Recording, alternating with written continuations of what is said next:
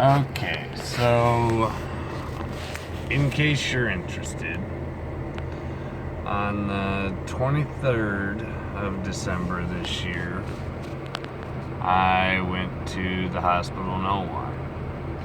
And I went there because for about a day and a half, I was walking around and I wasn't making a lot of sense.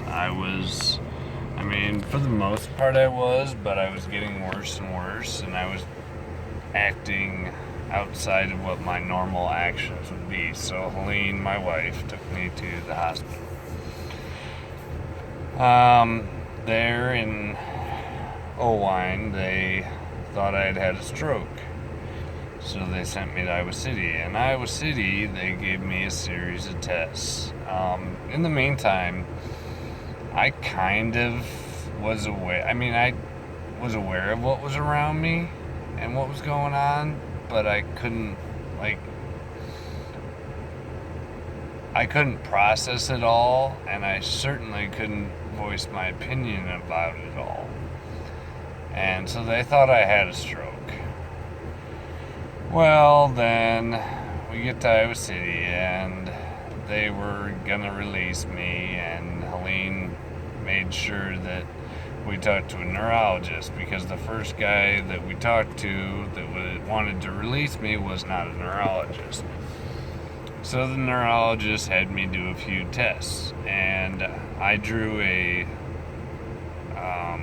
clock with 13 numbers, and I think the 13th number may have stopped somewhere around where your average 7 o'clock would be. They gave me a bunch of large A's and small A's. Asked me to circle all the small A's. And I thought I was doing it right, but I only did the ones on the right-hand side. This is when the neurologist decided that it was something on the right-hand side of my brain stopping the left hand, which tells the left-hand side of your body what to do. And that is where they figured out the problem was. They asked me to write some sentences and write some words, and I couldn't do it.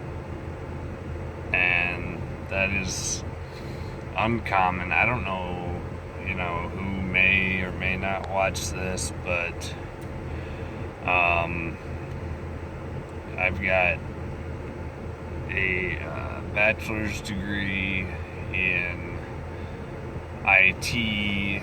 I've got certifications. I am very, very good with technology, I guess. So the fact that I couldn't write a word was very disturbing to me. And I couldn't follow simple instructions back from the restroom when they let me use the restroom. It was pretty fucking scary. So, anyhow, long story short, so they did a whole bunch of tests on me. I met with some different neurologist teams in Iowa City, and they decided that I was not... that my ammonia levels were high.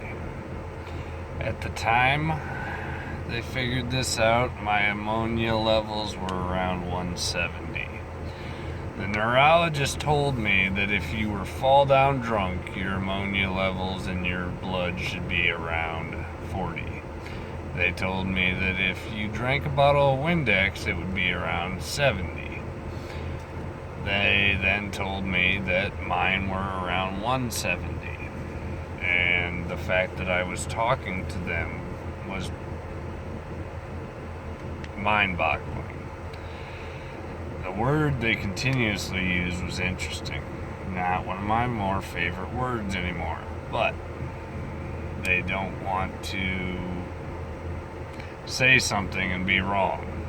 I really got the impression they did not want to ever be wrong, so they never said anything. Anyhow, So then,